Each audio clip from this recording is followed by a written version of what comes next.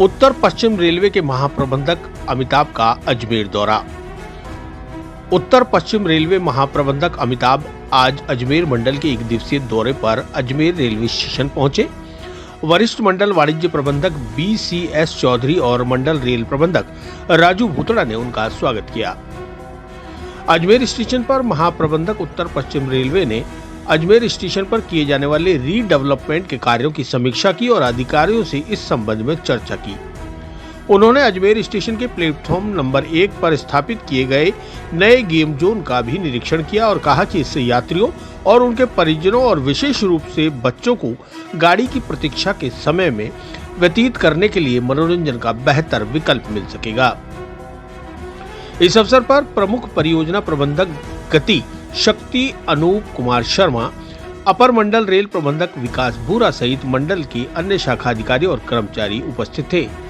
Railway निरीक्षण तत्पश्चात महाप्रबंधक बूढ़ा पुष्कर पहुंचे, जहां हाल ही में किए गए स्टेशन यार्ड संबंधित कार्यों का निरीक्षण किया और कार्यों के प्रति संतुष्टि जाहिर की। उल्लेखनीय है कि हाल ही में बूढ़ा पुष्कर स्टेशन यार्ड का काम पूर्ण किया गया है, जिससे अब स्टेशन यार्ड में 5 रैक प्लेस किए जा सकते हैं।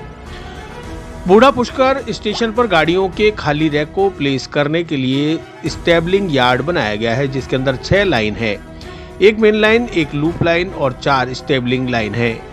यह एक B क्लास श्रेणी का यार्ड है। अंतर्गत स्टेशन बिल्डिंग भी तैयार की गई है। गाड़ियों की बढ़ती संख्या के कारण इस यार्ड की उपयोगिता और अधिक बढ़ गई है।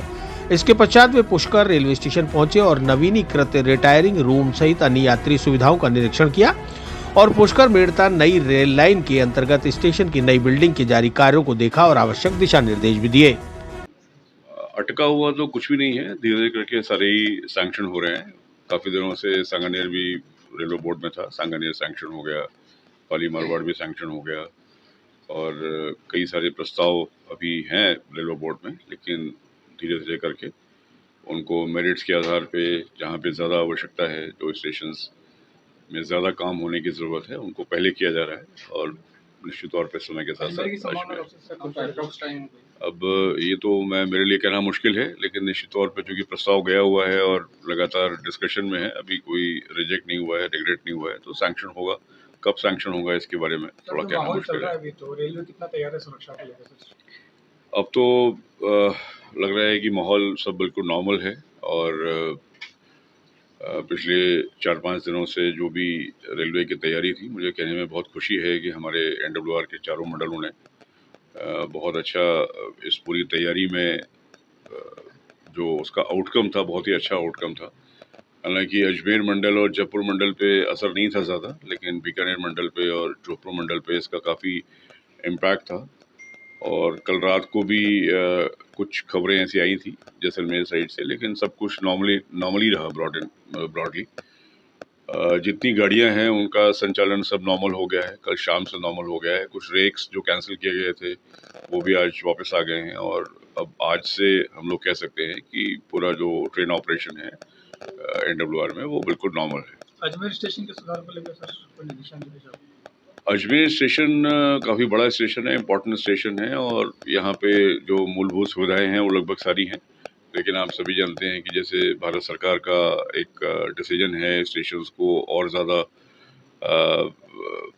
भव्य बनाना, जिससे कि एक वो सिटी सेंटर के रूप में जाना जाए। उससे संबंधित जो कार्य हैं वो जब रीडेवलपमेंट का वर्क सैंक्शन होगा तो उनको टेकअप किया जाएगा। पुष्कर मेड़ता की लाइन का कितना काम हो गया सर, कब तक शुरू हो सकती है?